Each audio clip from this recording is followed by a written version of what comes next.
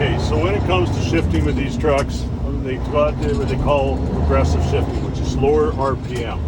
So you're going to be doing your upshift between 14 and 1500 RPM. But what we are going to talk about is on your downshift, you're going to be down to 900 RPM and then back up to 1400 RPM to put it in gear.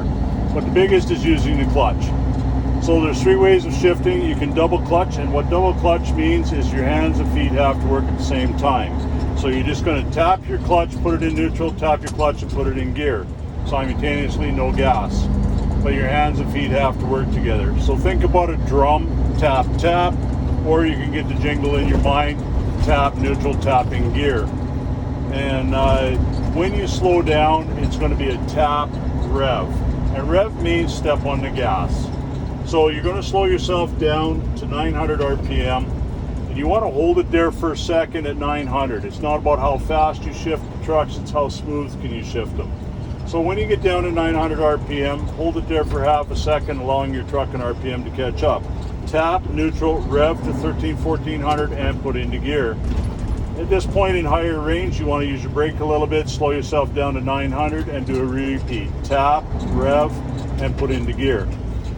If you have time, planning that 3/4 of a block to slow down, you should be able to go from 7th gear down to 2nd gear or 1st gear. But in this case, we didn't have enough time to shift, so we stopped in 5th gear.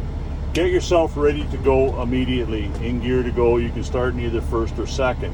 But always want to stop in gear, be in gear, ready to go. And when you do stop, you want to make sure that you have enough room in the event that the vehicle in front of you breaks down, that you have room to go around them. Think about emergency exit.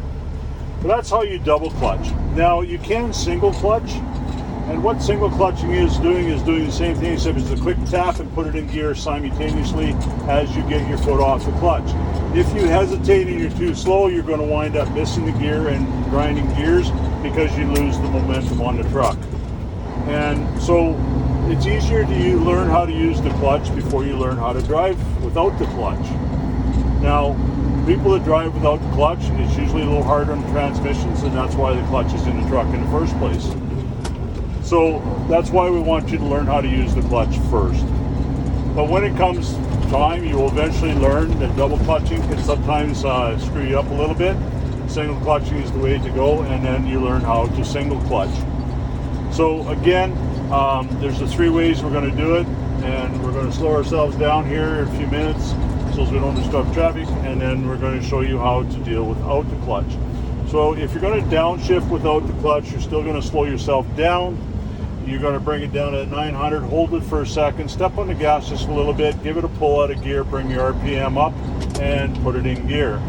When you're doing your upshift, you're doing the same thing, hold a little bit of pressure, take it out of gear, and put it in gear. So again, but if you're fighting the stick because you're not using the clutch, learn how to tap your clutch so it comes easier in and out of gear, so as you're not force fitting and breaking your gear selector off or breaking your forks off in your transmission. When it comes to your road test, it doesn't matter which order, but if you do a lot of grinding like I just did because you're off your mark and not using the clutch, I will tell you they will mark you 10 times harder, or they have that option. Okay? So again, making sure that you're doing it properly. But the other thing that we're going to talk about is we're going to talk about split shifting the gears. That's where we're using the high and low range on the side stick. It's like half a gear extra, but on a 13 speed like this is, you're only shifting to high-low range from 5, 6, 7, 8. On 18 speed, you can do the high-low range on all gears. So getting used to driving and making sure that you know how to use your splitter up and down is very important, especially when you got heavy loads. So we'll wait till we get up to 5th gear here, and then we will start using the splitter. So there's two different ways of splitting gears, and that again is going to depend on you. But you just want to bring your RPM up, hold it there for a second, flip the button forward, back off your gas, you'll see your RPM drop down. Step on your gas, you've now in high range. So when you go to 6th gear, you got two choices. One, you can flip the button back, take and put it in gear, and if you miss it, you wind up doing a lot of grinding, which I just did because we missed it. So, and that makes it hard for everybody to learn how to do this. So when you go into high range, which we just did again now into high range, wait till you finish and complete the shift. So we're going to go to 7th gear, put it in 7th gear, flip the button back, then step on your gas. Now you're back into 7 direct. It makes it easier for you, less grinding, and that way if you're off your mark at all, it just makes it a lot easier. And when you're downshifting, you slow down to downshift and you need to use your split. We're in direct. You can downshift by slowing yourself down.